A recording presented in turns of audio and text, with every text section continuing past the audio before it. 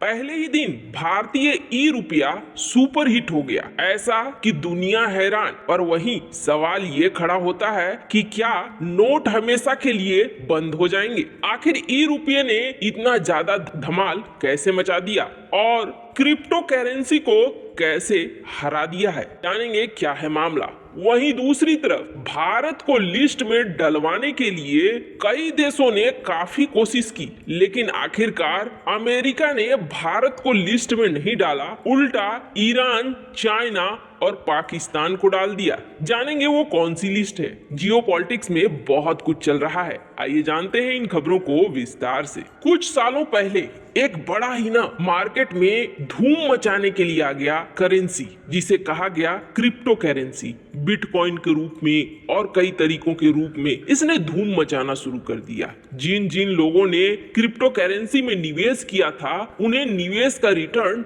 बहुत अच्छा दिखने लगा, लेकिन इस क्रिप्टो करेंसी का कोई अस्तित्व नहीं था। कौन इसको चला रहा है, इसकी कोई गारंटी नहीं थी। इसके जरिए पैसे आतंकवादियों को भेजे जा रहे हैं या फिर पैसों की हेराफेरी हो रही है, इस पर कोई कंट्रोल नहीं था। इसे देखते हुए क्रिप्टो करेंसी को कई सरकारों ने बंद कर दिया, लेकिन हाँ, इसे जरूर महसूस किया गया कि एक ऐसी करेंसी की बहुत ज्यादा जरूरत है जो इस तरीके से उपयोग में आ सके। अभी कुछ ही दिनों पहले भारत ने अपना ई रुपया लॉन्च किया। ये ई रुपया एक डिजिटल करेंसी है। पहले भारत ने इसे एक पायलट प्रोजेक्ट के रूप में लॉन्च किया और इसे लॉन्च किया कुछ बैंकों के साथ, कुछ ऑर्गेनाइजेशन के साथ। जब देखा गया कि नहीं, ये बिल्कुल सही काम कर रहा है, किसी तरह की कोई दिक्कत नहीं हो रही है, तब इसे रिटेल में एक पायलट प्रोजेक्ट के तहत लॉन्च किया गया। और ये जो रिकॉर्ड आया ना, ये रिकॉर्ड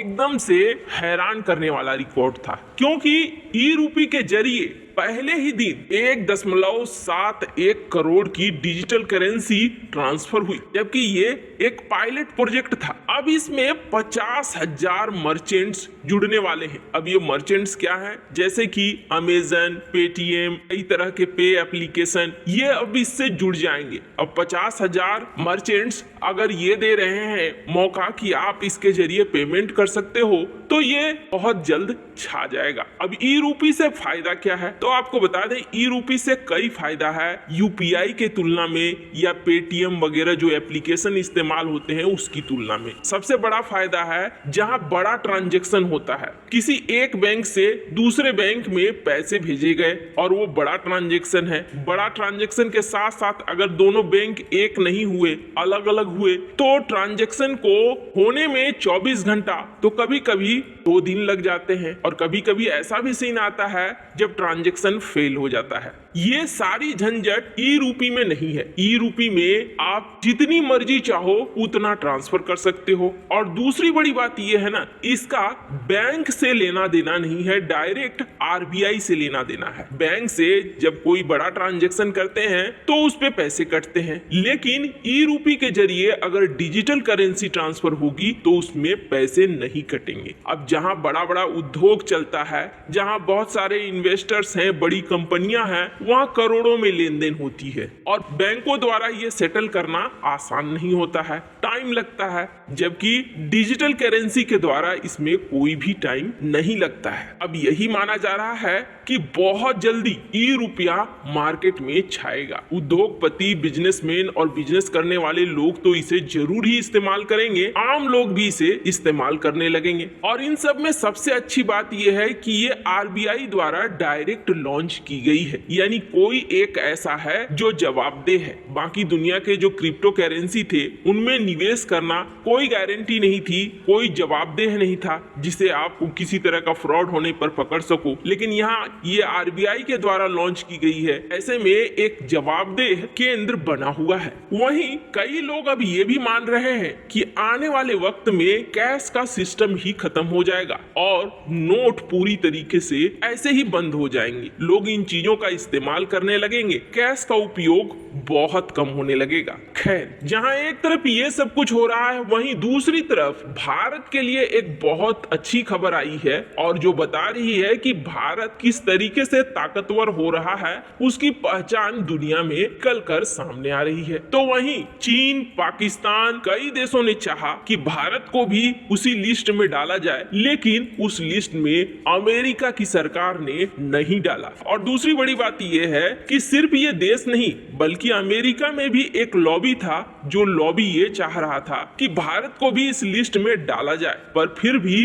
अमेरिकी सरकार इस बार वो गलती नहीं करना चाहती थी और अमेरिकी सरकार ने वो गलती नहीं की। इस वक्त हम देख रहे हैं ईरान में एक बड़ा एग्जाम्पल है कि किस तरीके से प्रदर्शन चल रहा है और ये प्रदर्शन अभी तक रुका नहीं है। कुल कहा जा रहा है 300 से ज्यादा लोग मारे जा चुके हैं और ये भी कहा जा रहा है कि 14,000 लोगों को ईरान ने गिरफ्तार किया है। 16 सितंबर से चलने वाला ये प्रदर्शन अभी तक नहीं रुका हुआ है। महसा अमीनी की मौत के बाद जिस तरीके से ये प्रदर्शन उठा है, इसे रोकने के लिए ईरान की सरकार हर तरह के एक्शन ले रही है, ये आरोप लग रहे हैं। इसके अलावा ईरान के ऊपर हमेशा से ये आरोप रहा है कि बहावी कम्युनिटी के साथ, जो कि एक माइनॉरिटीज है, अल्पसंख्यक है ईरान में, उसके साथ हमेशा से इसी तरह का टारगेट किया जाता है, जैसे अरेस्ट करना हो या फिर कार्रवाई करना हो। वहीं दूसरी तरफ चाइना की बात करें तो चाइना,